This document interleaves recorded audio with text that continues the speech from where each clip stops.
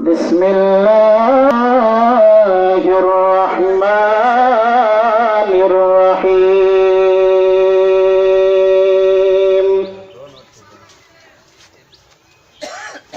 يا أيها الذين آمنوا اتقوا الله حق تقاته ولا تموتن إلا وأنتم مسلمون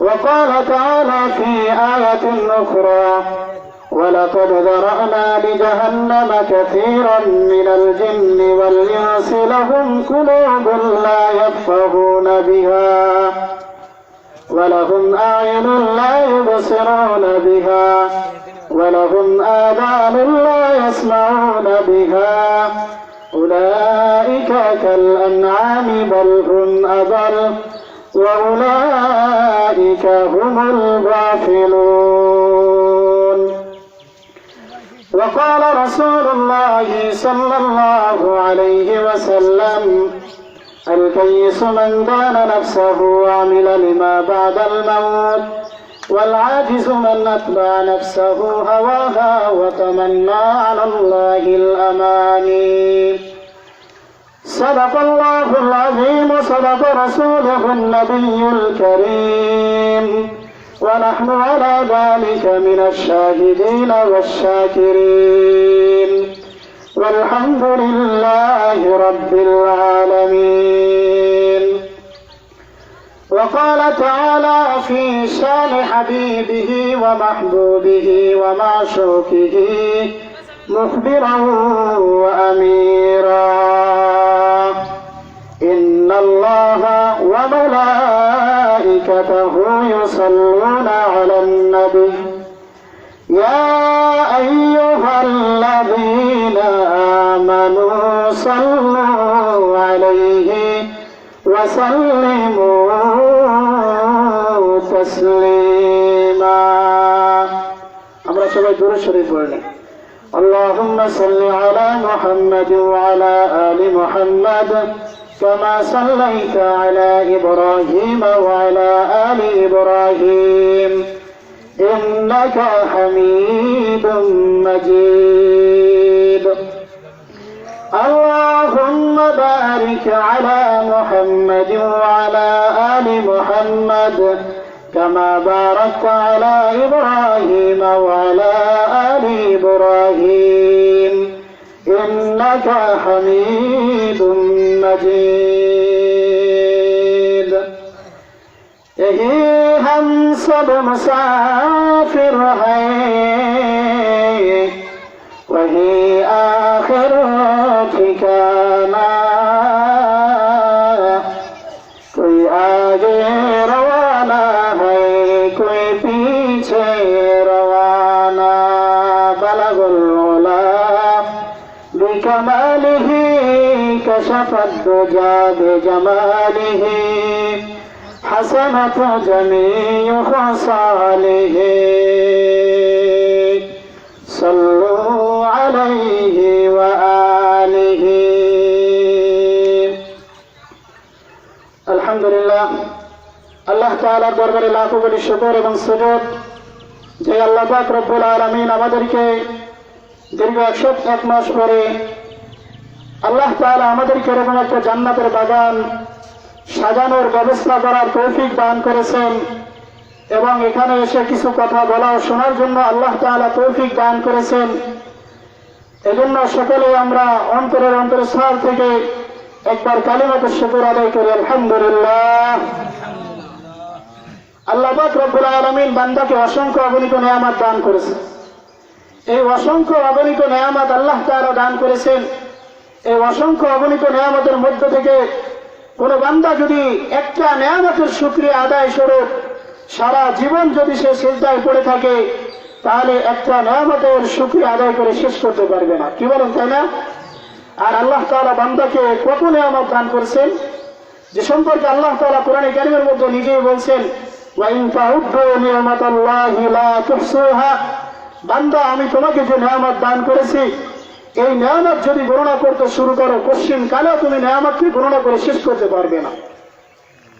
আল্লাহ তাআলা অন্য আয়াতের মধ্যে বলেন যে বান্দা, তোমাকে যে নেয়ামত দেওয়া হয়েছে, এই নেয়ামত যদি তুমি লিখতে শুরু করো এবং এই দুনিয়ার সমস্ত লেখার কাজে যদি সমস্ত বৃক্ষগুলাকে তুমি কলম বানাও, আর সমস্ত পানিকে, বরঞ্চ এই দুনিয়ায় যত পানি রয়েছে এই পানির সাথে যদি আরো 7টা সমুদ্রকে যোগদান করো, সাবআতু আবহুরিন মা নাফিদাত কালিমাতুল্লাহ, এই আরো 7টা সমুদ্র যোগ করে যদি তোমরা আল্লাহর নেয়ামতকে লিখতে শুরু করো, তাহলে একদিন এই দুনিয়া শেষ হয়ে যাবে, কিয়ামত হয়ে যাবে, এই কলম নামক বৃক্ষগুলো শেষ হয়ে যাবে, কালি নামক পানিও শেষ হয়ে যাবে, কিন্তু তোমরা আল্লাহ তাআলার নেয়ামত লিখে শেষ করতে পারবে না। সুবহানাল্লাহ। এত নেয়ামত আল্লাহ তাআলা আমাকে আপনাকে দান করছে, আর এই একটা নেয়ামতের জন্য আমি আপনি দরখাস্ত করিনি। এই অসংখ্য অগণিত নেয়ামতের মধ্যে সর্বোত্তম যে নেয়ামত আল্লাহ তাআলা আমাদেরকে দান করছেন, এই নেয়ামতটা হলো আল্লাহ তাআলা হেদায়েত নামক দৌলত দিয়ে আমাদেরকে মুমিনের ঘরে জন্ম দান করেছেন। এরকম ভাবে মুমিনের ঘরে জন্ম দিয়ে আল্লাহ তাআলা আমাদেরকে পৈতৃক সূত্রে, বাপদাদার সূত্রে আল্লাহ তাআলা মুসলমান বানাইছে। যদি আল্লাহ তাআলা বেধর্মীর ঘরে জন্ম দিতেন তাহলে আমি আপনি মুসলমান হইতাম কিনা এ ব্যাপারে অনেক সন্দেহ ছিল। কি বলেন? কখন আমার আপনার কাছে দিনের দাওয়াত যাইত আর আমি আপনি কখন দিনের দাওয়াত কবুল করতাম, এ ব্যাপারে অনেক সন্দেহ ছিল। তো আল্লাহ তাআলা আমাকে আপনাকে এই অসংখ্য অগণিত নেয়ামতের মধ্যে একটা নেয়ামত আল্লাহ তাআলা দান করেছেন, হায়াত, সময় নামক জিনিস একটা আল্লাহ তাআলা আমাদেরকে দান করেছেন। এই হায়াত সময়টা আমি আপনি মনে করতেছি 60 বছর 70 বছরের জিন্দেগি, এটা অনেক লম্বা সময়। আসলে এই সময়টা অনেক স্বল্প সময়, একদম সামান্য। এর কোনো সময় সীমা নাই যে এর থেকে কত ছোট হইতে পারে। আল্লাহ তাআলা এই জন্য এক আয়াতের মধ্যে বলেন, কুল মাতাউদ দুনিয়া কলিল, দুনিয়ার বুকে তোমাকে যে হায়াত দেওয়া হয়েছে, তুমি সেই হায়াতটাকে মনে করতেছো অনেক লম্বা সময়। যে হায়াতকে তুমি এরকম ভাবে মনের সুখে গান গাইতেছো, খাও দাও ফুর্তি করো, দুনিয়াটা মস্ত বড়, কিন্তু আমার আল্লাহ পাক রব্বুল আলামিন জানাই দিতেছেন, হে আমার বান্দারা, তোমরা জেনে রাখো, কুল মাতাউদ দুনিয়া কলিল, এই দুনিয়ার সময়টা বড় সংকীর্ণ, একদম সামান্য। তো এই হায়াত আমি আপনি পেয়ে, সামান্য সময় পেয়ে আমি আপনি কতই না বাহাদুরি করতেছি, কত বড়াই করতেছি। আল্লাহ তাআলা আমাকে আপনাকে কত নেয়ামত দান করেছে। এই হায়াত দিয়েছেন আল্লাহ তাআলা, আমাকে আপনাকে বডি দান করেছেন। এই বডির ভিতর আল্লাহ তাআলা 2টা হাত দান করেছেন, 2টা পা দান করেছেন, 2টা চক্ষু দান করেছেন। এই অসংখ্য অগণিত নেয়ামত আল্লাহ তাআলা দান করেছেন। এই জন্য সদা সর্বদা যদি আমি আপনি শুকরিয়া আদায় করি, তাহলে কোশ্চিন কালে আল্লাহ তাআলার নেয়ামতের শুকরিয়া আদায় করে শেষ করতে পারবো না। তা আমি আপনাদের সামনে যে আয়াত পড়েছি, আল্লাহ পাক রব্বুল আলামিন এই আয়াতের মধ্যে বলতেছেন, ওয়ালাকাদ যারানা লিজাহান্নামা কাসীরাম মিনাল জিন্নি ওয়াল ইনস লাহুম কুলুবুন লা ইয়াফকাহুনা বিহা ওয়া লাহুম আ'য়ুনুন লা ইবসিরুনা বিহা ولهم آذان لا يسمعون بها أولئك كالأنعام بل هم أضل وأولئك هم الغافلون। আল্লাহ পাক রব্বুল আলামিন কোরআনে কারীমের মধ্যে জানাই দিতেছেন, হে দুনিয়ার মানুষেরা, আমি দুনিয়ার মানুষ এবং জিন জাতির অনেকে রয়েছে যাদের জন্য আমি জাহান্নামকে প্রস্তুত করে রেখেছি। এরা কারা? এরা হলো ওই সমস্ত লোক যাদেরকে আমি অন্তর দেওয়া সত্ত্বেও, লাহুম কুলুবুন লা ইয়াফকাহুনা বিহা, অন্তর দেওয়া সত্ত্বেও তারা ভালো জিনিস বুঝতে চায় না, ভালো জিনিস বোঝার চেষ্টাও করে না, এবং লাহুম আ'য়ুনুন লা ইবসিরুনা বিহা, এবং তাদেরকে আমি চোখ দান করা সত্ত্বেও তারা ভালো জিনিস দেখার চেষ্টাও করে না, কোরআন তেলাওয়াত করার চেষ্টা করে না, হাদিস পড়ার চেষ্টা করে না। এরকম ভাবে তারা দুনিয়ার বুকে যত খারাপ জিনিস রয়েছে, গান বাজনা, এইগুলা তারা দেখে বেড়ায়, এবং দুনিয়ার বুকে যত প্রকার অপকর্ম রয়েছে এইগুলা তারা দেখে বেড়ায়। আর দুনিয়ার বুকে তারা এরকম ভাবে এমন ভাবে ঘুরে বেড়ায় তাকাব্বুর, অহংকারের সহিত। এই অহংকার তাকাব্বুর করতে করতে এই দুনিয়ার মানুষ আল্লাহ তাআলার ভয় তার অন্তর থেকে বের হয়ে যাওয়ার কারণে এই মানুষগুলা এরকম ভাবে কোনো সময় সে ভালো জিনিস দেখার চেষ্টা করে না, এবং এই চোখ দ্বারা সে সব সময় গান বাজনা এরকম ভাবে আরো দুনিয়াবি যত খারাপি কাজ রয়েছে সমস্ত কাজকর্মগুলো তারা এই চোখ দ্বারা দেখার চেষ্টা করে। আল্লাহ তাআলা বলেন আর ওই সমস্ত লোক যাদেরকে কর্ম দেওয়া সত্ত্বেও তারা এরকম ভাবে ভালো জিনিস শোনার চেষ্টা করে না, ভালো জিনিস দেখেও না, এই সমস্ত লোকদের সম্পর্কে আল্লাহ তাআলা কোরআনে কারীমের মধ্যে বলতেছেন ওয়ালাকাদ যারানা লিজাহান্নামা কাসীরাম মিনাল জিন্নি ওয়াল ইনসি লাহুম কুলুবুন লা ইয়াফকাহুনা বিহা ওয়া লাহুম আ'য়ুনুন লা ইবসিরুনা বিহা ওয়া লাহুম আযানুন লা ইয়াসমাউনা বিহা উলাইকা কাল আন'আমি বাল হুম আযাল ওয়া উলাইকা হুমুল গাফিলুন। আল্লাহ তাআলা এই সমস্ত বান্দাদের ব্যাপারে বলতেছেন যাদেরকে অন্তর দেওয়া সত্ত্বেও ভালো জিনিস বোঝে না, চোখ দেওয়া সত্ত্বেও তারা ভালো জিনিস দেখার চেষ্টা করে না, ভালো জিনিস দেখে না, কান দেওয়া সত্ত্বেও তারা ভালো জিনিস এরকম ভাবে শ্রবণ করে না, শোনে না, এরা হলো চতুষ্পদ জন্তুর ন্যায়। উলাইকা কাল আন'আম, এরা হলো চতুষ্পদ জন্তুর ন্যায়। আল্লাহ তাআলা আরেকটু সামনে আগায় গিয়ে বলতেছেন বাল হুম আযাল, বরং এরা হলো এই চতুষ্পদ জন্তু থেকে নিকৃষ্ট। এটা আমি আপনি বুঝি না, এটা একটা মিসাল দিলে উদাহরণ দিলে বুঝতে পারবেন যে হযরত বাইজিদ বুস্তামি রহমতুল্লাহি আলাইহি তিনি একদিন এরকম ভাবে রাস্তা দিয়ে হাইটে যাইতেছিলেন, জুমার নামাজ আদায় করতে যাবেন, তিনি রাস্তা দিয়ে হাইটে যাইতেছিলেন। রাস্তাটা ছিল খুবই সরু, আর কুকুরের অভ্যাস হলো যে সে এরকম ভাবে রাস্তার মাঝখানে বসে, এটা হলো কুকুরের একটা অভ্যাস, এটা আমার জাতিগত একটা অভ্যাস। তো এই কুকুরটা রাস্তার মাঝখানে যখন বসা, তো বাইজিদ বুস্তামি রহমতুল্লাহি আলাইহি তিনি চিন্তা করলেন যে আমি যদি রাস্তার উপর দিয়ে যাই, এত চিকন রাস্তা, তাহলে আমার কুকুরের গায়ে আমার শরীর এরকম ভাবে লেগে যাইতে পারে, আমার জামা নাপাক হয়ে যাইতে পারে। তো এই জন্য বাইজিদ বুস্তামি রহমতুল্লাহি আলাইহি তিনি রাস্তা দিয়ে না গিয়ে রাস্তা থেকে একটু নিচে নেমে এরকম ভাবে রাস্তার নিচ দিয়ে যাইতেছিলেন। তো আল্লাহ তাআলা কুকুরের জবান খুলে দিলেন। কুকুরে কথা বলতে পারে? যদি আল্লাহ জবান খুলে দেয় তাহলে কুকুর কেন সমস্ত প্রাণী কথা বলার শক্তি রাখে? তো কুকুর তখন ডাক দিয়ে বলতেছে, হে বাইজিদ, তুমি এরকম ভাবে রাস্তার উপর দিয়ে না গিয়ে তুমি এরকম ভাবে রাস্তার নিচ দিয়ে যাইতেছো কেন? তখন বাইজিদ বুস্তামি রহমতুল্লাহি আলাইহি আশ্চর্য হয়ে গেলেন যে একটা কুকুরে কথা বলতেছে। তখন এরকম ভাবে বাইজিদ বুস্তামি দাঁড়ায় কুকুরের শুনতেছিলেন যে কুকুর কি বলে। তখন সেই কুকুর বলতেছে, বাইজিদ তুমি তো রাস্তার নিচ দিয়ে যাইতেছো, কারণ হলো কি যে তোমার শরীরে আমার শরীর থেকে নাপাক ভরবে, এই তো কারণ। তো বাইজিদ বুস্তামি রহমতুল্লাহি আলাইহি বললেন, হ্যাঁ এটাই কারণ, যে তোমার ওখান ওই তোমার পাশ দিয়ে যদি যাই তাহলে আমার শরীর নাপাক হয়ে যাবে, আমার পুনরায় আবার বাড়িতে যাইতে হবে, আমার পোশাক পরিবর্তন করতে হবে, তো এই জন্য আমি একটু রাস্তার নিচ দিয়ে যাইতেছি। তো কুকুর তখন বলতেছে যে আমার শরীর থেকে যে নাপাকটা তোমার শরীরে ভরবে, এই নাপাকটা কি যদি পানি দ্বারা ধৌত করো তাহলে কি এই নাপাকটা দূর হয়ে যাবে? তো বাইজিদ বুস্তামি রহমতুল্লাহ আলাইহি বললেন যে হ্যাঁ, এটা ধৌত করার দ্বারা এই নাপাকটা দূর হয়ে যাবে। তো তখন কুকুর বলতেছে যে তোমার শরীরে যে গুনাহ নামক যে নাপাকটা রয়েছে, এই নাপাক কি দুনিয়ার কোনো পানি দ্বারা ধৌত করলে যাবে?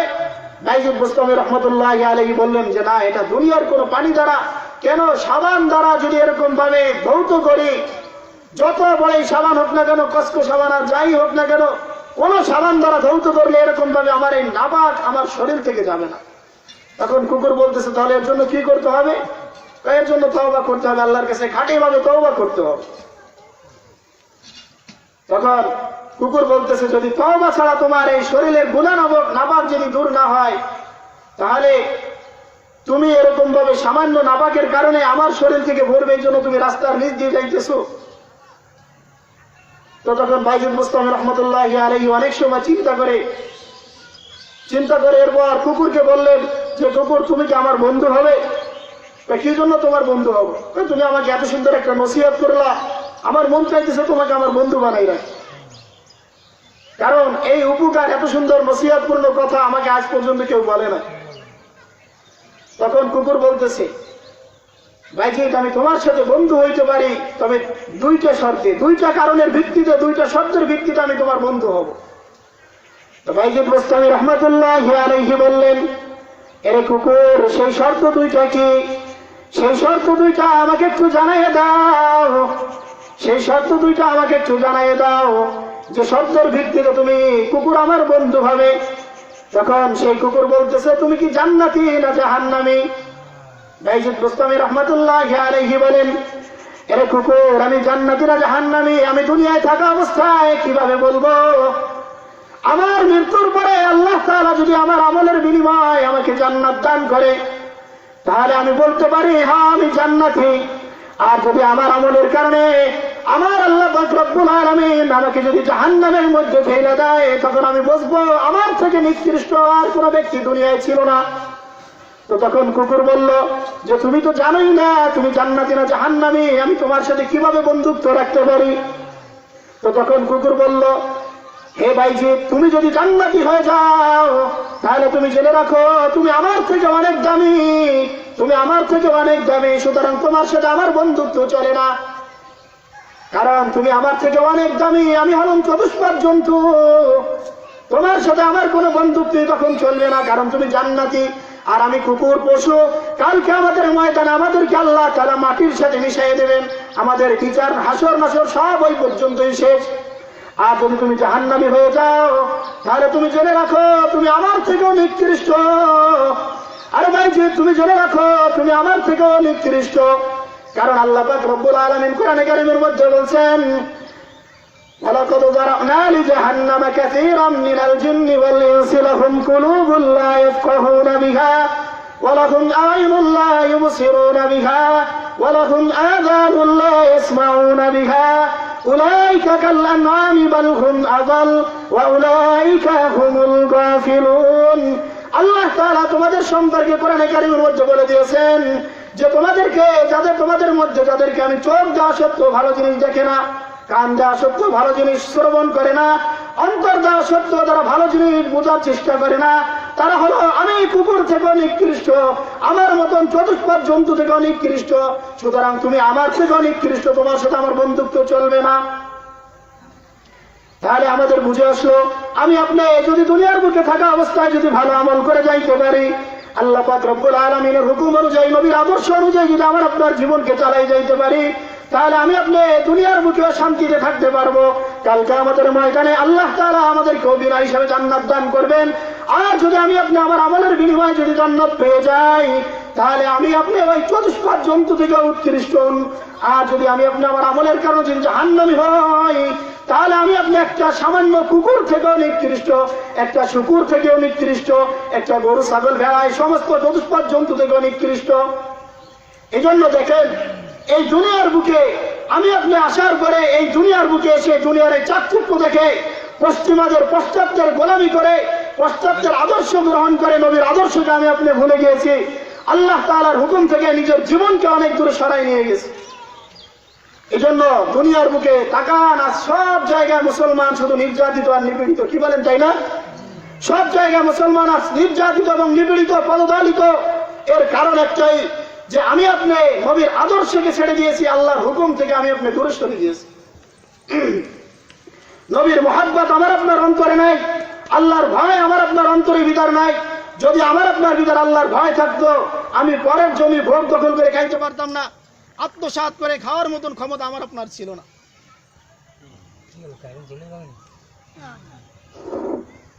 যদি আমার আপনার ভিতর আল্লাহ পাক রব্বুল আলামিনের ভয় থাকে,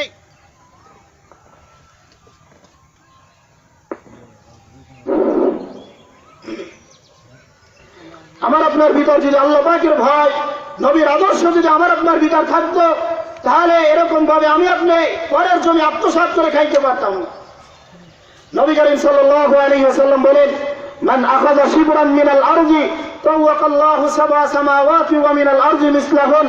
যে ব্যক্তি মানুষের 1 বিঘা জমি আত্মসাৎ করে খাবে, 1 বিঘা জমি আত্মসাৎ করে খাবে, জোর জুলুম করে খাবে, কাল কিয়ামতের ময়দানে আল্লাহ তাআলা তার গলায় 7 আসমান 7 জমিন পেঁচাই দেবে যে 1 বিঘাতের লোভ সামলাইতে পারো না, তোমাকে 7 আসমান 7 দুনিয়া দিয়ে দিলাম, এবার তুমি বহন করে বেড়াও। আমি আপনি যদি আল্লাহর ভয় অন্তরে থাকতো, এরকম ভাবে খোলা মেলা বেপরদা আমি আপনি চলাফেরা করতে পারতাম না। দুনিয়ার বুকে রাস্তাঘাটে বাজার ঘাটে আমার আপনার জন্য চলা একদম দুষ্কর হয়ে গেছে। আজ থেকে 5-6 বছর আগে আমি মাদারীপুর যখন নামাজ পড়াই, তো রমজানের ভিতরে একদিন গেছি বাজারে, তো এক মহিলা দেখি দোকানের ভিতরে এসে বলতেছে আমি এমনি গেছি, এরকম ভাবে আমার মুসাল্লির দোকানে আমি ভিতরে বসে রয়েছি, দেখি পুরুষদের কারণে মহিলাটা ঢুকতে পারতেছে না। তো ওই মহিলা বলতেছে যে কি হইল, দুনিয়ার অবস্থা, দুনিয়া পাল্টাই গেছে, পুরুষদের জন্য একটু বাজার করাও যাবে না। মানে সংসার পর্যন্ত দখল করছে, এরপরে তাদের মন ভরে না। সংসার থেকে শুরু করে, পাকঘর থেকে শুরু করে সংসার পর্যন্ত এদের সব জায়গায় ক্ষমতা চলে, এরপর বাজার ঘাটে যাওয়া বন্ধ হবে না। এই জন্য আমার আপনার ভিতর আল্লাহর ভয় রাখতে হবে। আল্লাহর ভয় যখন থাকবে, আমার আপনার দ্বারা গুনাহ করা সম্ভব হবে না। এই জন্যই আল্লাহ পাক রব্বুল আলামিন এই আয়াতের মধ্যে বলেন, ইয়া আইয়ুহাল্লাযীনা আমানুত্তাকুল্লাহ হাক্কা তুকাতিহি ওয়া লা তামুতুন্না ইল্লা ওয়া আনতুম মুসলিমুন। হে ইমানদারগণ, তোমরা আল্লাহ তাআলাকে ভয় করো, ভয় করার মতন করো। যেভাবে ভয় করলে তুমি গুনাহ থেকে বাঁচতে পারবে, যেভাবে ভয় করলে আল্লাহর হুকুম অনুযায়ী নিজের জীবনকে চালাইতে পারবে, যেভাবে আল্লাহ তাআলাকে ভয় করলে তুমি নবীর আদর্শ অনুযায়ী তোমার জীবনকে গঠন করতে পারবে, এরকম ভাবে তুমি আল্লাহ তাআলাকে ভয় করো। কারণ যদি এই ভয় যদি তোমার অন্তরের ভিতরে না হয়, যদি তোমার ভিতরে এই অন্তরের ভিতরে ভয় ফিট না হয়, তাহলে তোমার যখন ইচ্ছা, যখন মন চায়, যা কিছু মন চায় তুমি সব কিছুই করতে পারবে। এই জন্য আমার আপনার ভিতর আল্লাহ তাআলার ভয় নিয়ে আসতে হবে। কেমন ভয় আনতে হবে? যে ওমর রাদিয়াল্লাহু তাআলা আনহুর জমানার একটা ঘটনা, ওমর ফারুক রাদিয়াল্লাহু তাআলা আনহুর চিরাচরিত অভ্যাস ছিল যে এরকম ভাবে তিনি রাত্রেবেলা ঘুরে ঘুরে এরকম ভাবে প্রজাদের খবর নিতেন। ওমর রাদিয়াল্লাহু তাআলা আনহু তার এরকম ভাবে অভ্যাস অনুযায়ী তিনি একদিন রাত্রেবেলা এরকম ভাবে ঘুরে ঘুরে দেখতেছেন কোন প্রজা কোন অবস্থায় আছে, জনগণ কি অবস্থায় আছে, কে খেয়ে আছে, কে না খেয়ে আছে। তো হঠাৎ করে একদিন যাইতে যাইতে এরকম ভাবে গিয়ে দেখেন রাত্রেবেলা এরকম ভাবে ঘরের ভিতর দুইজন মহিলা এরকম ভাবে কথা বলার আওয়াজ শোনা যায়। তখন তার ভিতর একজন মহিলা বলতেছে, মা মেয়েকে বলতেছে, মা এই গভীর রাত্রের ভিতর আজকে তো দুধ কম হয়েছে, তুমি এরকম ভাবে একটু করো, এই দুধের ভিতরে একটু পানি মিশাই দাও, কারণ দুনিয়ার বুকে ওমর তো এখন আর দেখবে না, রাত্রেবেলা কে দেখবে, তুমি একটু দুধের ভিতর পানি মিশাও। এখন তো এই দুধের ভিতর পানি মিশায় না, পানির ভিতর দুধ দেয়, কি বলে? এখন কয় বাজারে গেলে যে তোমার দুধে পানি মিশাইছে, না আমার দুধের ভিতর পানি মিশাই নেই, আমি দুধে পানিতে দুধ দিছি। কারণ আগে পাইলে পানি দিয়ে এরপর ওর ভিতর দুধ দহন করে, এজন্য এখন আর দুধের ভিতর পানি মিশায় না। দেখেন কতটা ভয় ছিল। তো তখন মা মেয়েকে বলতেছে যে মা এরকম ভাবে রাত্রেবেলা এখানে কেউ দেখবে না, আসো আমরা একটু দুধের ভিতর পানি মিশাই, আজকে তো দুধ কম হয়েছে, তাতে একটু বেশি হয়। তো মেয়ের ইমান কত মজবুত দেখেন, আল্লাহর ভয় তার অন্তরে কতটা। মেয়ে বলতেছে, আরে মা তুমি চিন্তা করো, ওমর দেখবে না এই রাত্রের ভিতর, তুমি জেনে রাখো, তুমি কি এতটুকু জানো না তোমার ইমান কি শেষ হয়ে গেছে? যে ওমর যদিও না দেখে, ওমর তো আমাদের আমিরুল মুমিনিন বাদশা, এই বাদশার বাদশা আহকামুল হাকিমিন, যিনি উভয় জগতের বাদশা, যার রাজত্ব দুনিয়া চলে, আখিরাতও চলে, আসমানের উপর চলে, জমিনের উপর চলে, সমগ্র জায়গার যার রাজত্ব চলে, তিনি কিন্তু ঘুমান নাই, তিনি কিন্তু সামান্য তন্দ্রাচ্ছন্ন হন নাই, জীবনীয় দেন না, তিনি কিন্তু আমাদের সবকিছু দেখতেছেন এবং সবকিছু শুনতেছেন। এই জন্য মা আমি পারবো না, আমার দ্বারা এটা সম্ভব না। ওমর রাদিয়াল্লাহু তাআলা এই কথা শোনার পরে তিনি চলে গেলেন, তিনি কিছুই বলেন না। ওমর রাদিয়াল্লাহু তাআলা সকালবেলা মা এবং মেয়েকে এরকম ভাবে তার সংসদে ডাকলেন, তার রাজদরবারে ডাকলেন। ডাকার পরে তিনি জিজ্ঞেস করতেছেন, এরে মা তোমরা রাত্রেবেলা কি আলোচনা করতেছিলে? তখন এরকম ভাবে ওই মা মেয়ে উভয় ভয় পেয়ে গেছে যে ওমর হয়তো বা শুনে গেছে রাত্রেবেলা, এই জন্য আমাদেরকে ডাকতেছে। তখন এরকম ভাবে ওই মেয়ে বলতেছে যে আমার মা এই পরামর্শ দিয়েছিল, কিন্তু আমি এটাকে এরকম ভাবে নাকচ করে দিয়েছি। তখন ওমর রাদিয়াল্লাহু তাআলা বলেন যে মা আমি তো এই কথা শুনেছি, আমি নিজ কানে শুনেছি, এই জন্য আমি তোমাদেরকে ডেকেছি। সুতরাং আমি দেখেছি তোমার ভিতর কতটা আল্লাহর ভয় রয়েছে, এই ভয়ের কারণে এত ভয় তোমার ভিতর রয়েছে যে ওমর দুনিয়ার বুকে দেখতেছে না, ঠিক আছে, কিন্তু আল্লাহ পাক রব্বুল আলামিন দেখতেছে। এই জন্য তুমি দুধের ভিতর তোমার মাকে তুমি পানি মিশানো থেকে বারণ করেছো। সুতরাং তুমি এরকম ভাবে জেনে রাখো, তুমি দুনিয়ার বুকে যে আল্লাহ তাআলাকে ভয় করেছো, এই ভয়ের কারণে আল্লাহ তাআলা তোমাকে দুনিয়া বেইজ্জতি করবে না, আখিরাতে আল্লাহ তাআলা তোমাকে বেইজ্জতি করবে না। দেখেন একজন গরিবের মেয়ে, কৃষকের ঘরের মেয়ে, গরিবের ঘরের মেয়ে, এই ভয় থাকার কারণে কি হইল, ওমর রাদিয়াল্লাহু তাআলা খুশি হয়ে ওই মেয়েকে নিজের সন্তানের সাথে, নিজের ছেলের সাথে বিবাহ দিয়ে দিলেন। আল্লাহর ভয় থাকার কারণে, আল্লাহর ভয় অন্তরের ভিতর থাকার কারণে কি হইল? গরিব ঘর থেকে সে রাজ দরবারের রাজপুত্র বধূ হয়ে গেল। এই জন্য আমার আপনার ভিতরে আল্লাহ তাআলার ভয় ঢুকাইতে হবে, নবীর আদর্শ ঢুকাইতে হবে, নবীর মহাব্বত ঢুকাইতে হবে। আজকে আমার আপনার ভিতরে তো নবীর মহাব্বত নাই, আমি আপনি তো জেলাফির পাগল। 12ই রবিউল আউয়াল আসলে আসার 2 মাস 3 মাস আগের থেকে আমি আপনার ঢোল ডগর বাজান শুরু করে যাই যে সামনে রবিউল আউয়াল মাস আসতেছে, আমাকে আপনাকে বাজারে গিয়ে এরকম ভাবে জেলাফির দোকানে অর্ডার দিতে হবে। আমি আপনার তো আশিকে রাসূল না, আসলে আমি আপনার আশিকে জেলাফি হয়ে গেছি। দেখেন সাহাবীদের মধ্যে ইমানের জজবা, নবীর মহাব্বত কতটা ছিল, কতটা ছিল। 7 বছর বয়সের একজন সাহাবী, তার ভিতর আল্লাহ তাআলার নবীর মহাব্বত কতটা ছিল। 7 বছর বয়স। আমাদের বয়স কত? সবার 20-30-এর উপর, কি বলেন তাই না? 20-25-এর উপর সবার বয়স। কিন্তু যদি এখনো বলা হয় যে নবীকে আমাকে গালি দিতেছে, তার বিরুদ্ধে আমাদের সকলেরকে দুর্বার আন্দোলন গড়ে তুলতে হবে, আমি আপনি কি করি? যদি রাস্তায় থাকি দৌড়ে ঘরে গিয়ে লেপ মুড়ি দিয়ে ঘুমাই, কি বলেন তাই না? এতটাই তো মহাব্বত আমার আপনার ভিতর অন্তরে। নবীর মহাব্বত আমার আপনার ভিতরে এতটুকু যে যদি কেউ আন্দোলনের জন্য ডাক দেয় বা যদি কেউ মাঠে এরকম ভাবে মিছিল করে যে নবীর বিরুদ্ধে গালি দিল, নবীকে নিয়ে ব্যঙ্গচিত্র করলো, তার ফাঁসি যায়, বরঞ্চ আমরা কি করি? তার সাথে যোগ না দিয়ে তার বিরোধিতা করা শুরু করি, বিভিন্ন ভাবে গালিগালাজ করতে থাকি। কিন্তু 7 বছরের বয়সের একজন বালকের ভিতরে কতটা মহাব্বত ছিল যে একদিন বেলাল রাদিয়াল্লাহু তাআলা আযান দিচ্ছে না, তিনি জিহাদের জন্য আহ্বান করতেছেন, তিনি ডাকতেছেন হাইয়া আলাল জিহাদ, হাইয়া আলাল জিহাদ। যখন এরকম ডাক দিলেন, এই আওয়াজটা একজন মহিলার কানে গিয়ে পৌঁছাইল। তখন সেই মহিলা চিন্তা করতেছে যে আমার স্বামী তো এরকম ভাবে কিছুদিন আগে যে যুদ্ধ হয়েছে সেই যুদ্ধে মারা গেছে, বড় যে সন্তানটা ছিল সেই সন্তানটাও নবীর সাথে যুদ্ধে গিয়ে শাহাদাত বরণ করছে, তাহলে তো আমি একজন শহীদের স্ত্রী এবং শহীদের মা হয়ে গেছি। আজকে তো আমার কোন এরকম ভাবে এমন কোন যোগ্য সন্তান নাই যে আজকে বেলাল জিহাদের জন্য ডাকতেছে, আমি আমার সন্তানকে জিহাদের জন্য পাঠাবো, বা আমি আমার স্বামীকে পাঠাবো, আমি আমার ভাইকে পাঠাবো। যদি সে যুদ্ধে গাজী হয়ে আসে তাহলে আমি গাজীর মা পরিচয় দেবো, আর যদি শহীদ হয়ে যায় তাহলে আমি শহীদের মা হিসেবে পরিচয় দেবো। মেয়ে মহিলা চিন্তা করতেছে আর কাঁদতেছে, চোখের পানি ঝরাই ঝরে কাঁদতেছে।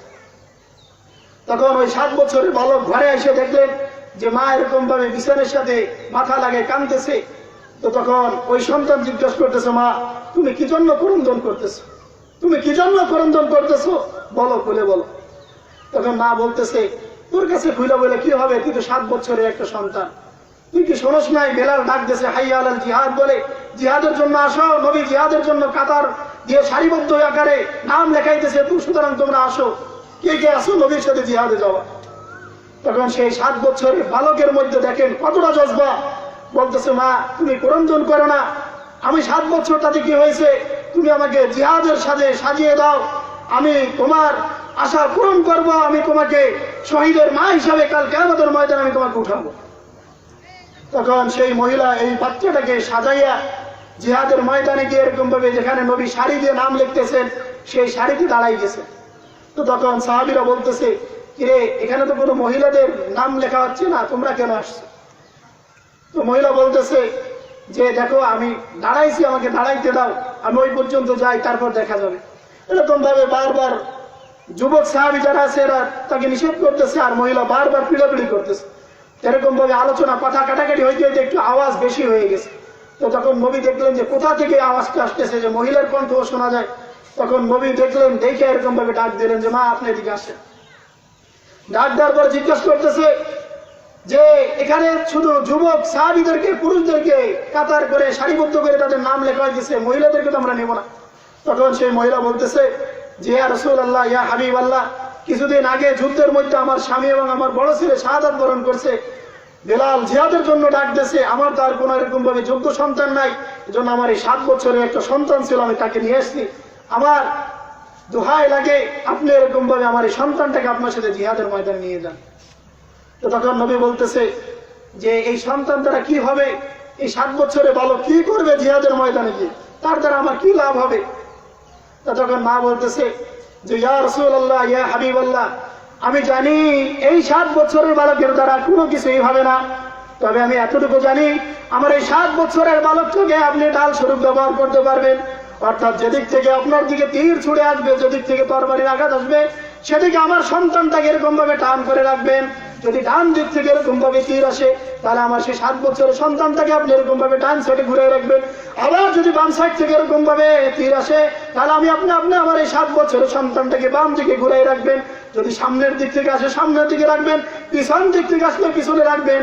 কিন্তু আমি মা হইয়া আমি এটা সহ্য করব না যে আপনার শরীরে একটা তীর ঢুকবে আর আমি এরকম ভাবে ঘরে থাকবো আর আমার এই 7 বছরের সন্তান আমার সাথে থাকবে, এটা আমি বরদাস্ত করব না।